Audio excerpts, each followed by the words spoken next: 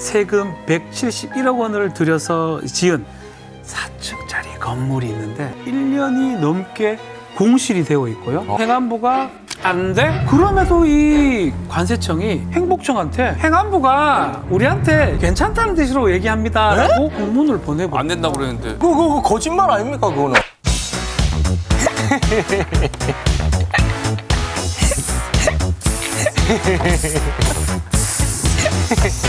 자, 유령 청사, 유령 특공 잡으러 온 드라이브의 유령 사냥꾼. 자, 박스터즈죠. 박지훈입니다. 유령 청사, 유령 특공. 맞습니다. 무슨 말입니까? 자, 잊지 말아야 할 곳에 청사를 짓고 심사를 허투루 합니다. 그 다음에 세금을 낭비하고 정책적 허점을 이용해서 하지 말아야 될 특별 공급 아파트를 분양을 했죠. 이 공무원들 이 특공 아파트로 시세 차이까지 얻고 있다고 합니다. 네. 이거 지금 난리가 났습니다. 아, 유령청사 뭐 아무도 입주를 안 했다는 거예요? 유령청사 뭡니까? 유령 청사 이야기부터 들려드리겠습니다. 법원, 검찰청 등이 설치가 될 세종시에 노른자 땅이 있어요. 네. 세금 171억 원을 들여서 지은 4층짜리 건물이 있는데 네. 요게 관세분류평가원의 자리입니다. 근데 무려 1년이 넘게 공실이 되어 있고요. 그래서 이것을 유령청사라고 부릅니다. 근데 이게 번듯한 건물인데 어쩌다가 이렇게 유령청사가 그러게. 되는지 이 과정을 설명해 드리겠습니다. 네. 먼저 관세청이 2015년에 간평원에 인원이 너무 많다면서 자체적으로 세종시로 조금 이전해야 되겠다라고 얘기를 좀 합니다. 원래 이제 대전에 있는데 그렇죠. 요걸 이제 세종시로 옮기겠다. 그렇죠. 간평원은 그리고 관세청의 산하기관이고요. 산하기관이죠. 네. 그러니까 이제 행복청이 있어요. 행정중심 복합도시 건설청이죠. 이 행복청이 별로 검토하지 않고 찬성. 행복청은 이제 공공기관 이전하는데 총괄하는 그런 총괄 부서입니다. 곳이고요. 실무 맡은 곳. 그 다음에 관세청은 결국은 돈이 필요합니다. 돈은 기재부에서 집행을 하죠. 예. 기재부에 청사 지을 예산을 달라고 하니까 네. 예산 171억 원을 뚝 떼서 확정합니다. 줍니다. 네. 뭐 이전 실무부서도 찬성을 하니까 그 다음에 유령청사가 무리 없이 예산도 있으니까 완성이 됩니다. 이렇게. 이 청사가 실제로 지어졌는데 네네. 지금 현재 아무도 입주하지 않은 그런 상태입니다. 유령청사가 됐어요. 네. 일단 이렇게만 보면은 문제가 없어 보이는데. 문제가 있습니다. 네. 이미 2005년에 이 서울에서 세종으로 추진을 할 때 간평원이 대상 이전 대상이 아니라 평가가 고지가 됐어요. 그 이유는 지금 얘기했죠. 최욱 씨도 알고 있는 얘기예요. 서울에서 가야 됩니다. 세종시로 예, 근데 관세청 이 간평원은 대전에 있습니다. 가까우니까. 대전에서 세종하고 대전 한 2, 30분밖에 차이 안 나니까. 대상 자체가 안 됩니다. 예. 그래서 안 된다라고 고지를 했는데 저 행안부.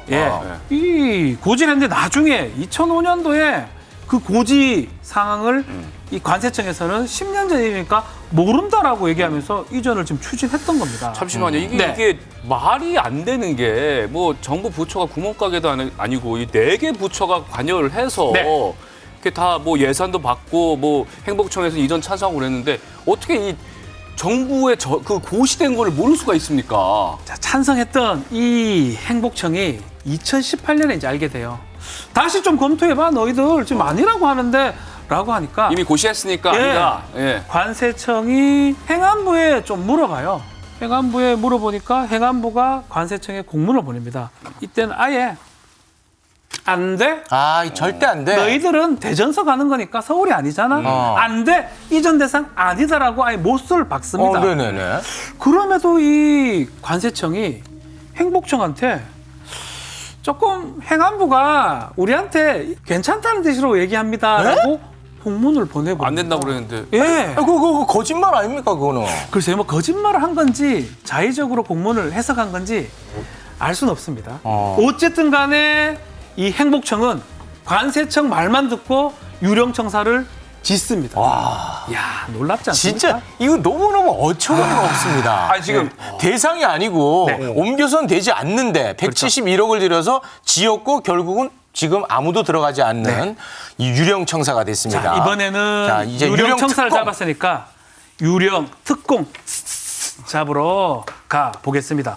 자, 원래 이 특공 제도라는 게 세종시로 행정수도가 이전되면서 서울에 있는 사람들 주거 안정을 보장해 주기 위해서 공무원한테 특별히 공급하는 제도입니다. 뭐 이거 문제는 없죠.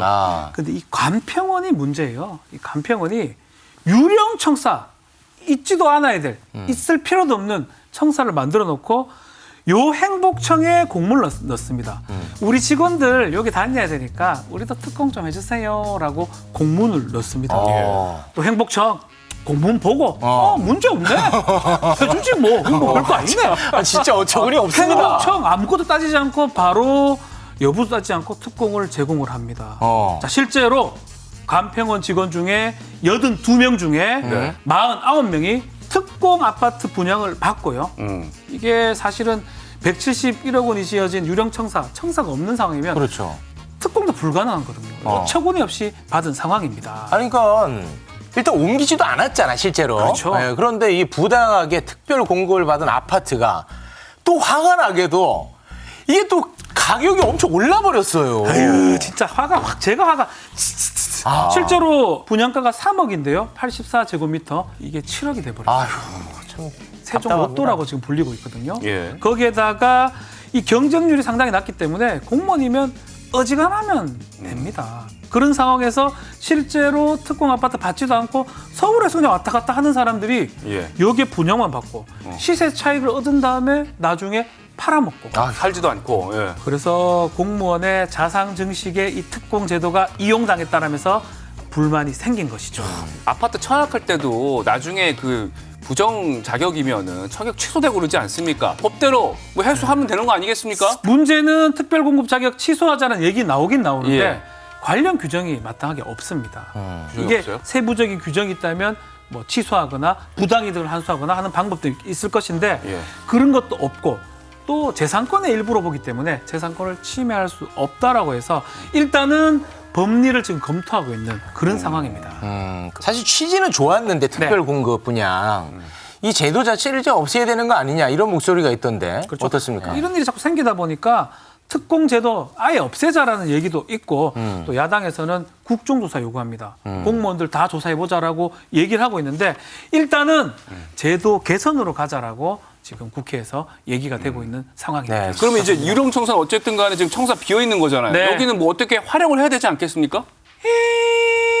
귀신이 지금 돌아다니고 있는 소식이. 네, 자, 이게 시간이 좀 아깝다고 생각이 되네요. 네, 활용은 아직 안 되고 있습니다. 알겠습니다. 네. 박지훈 변호사 고맙습니다. 저는 또 유령 잡으러 가겠습니다. 네. Stay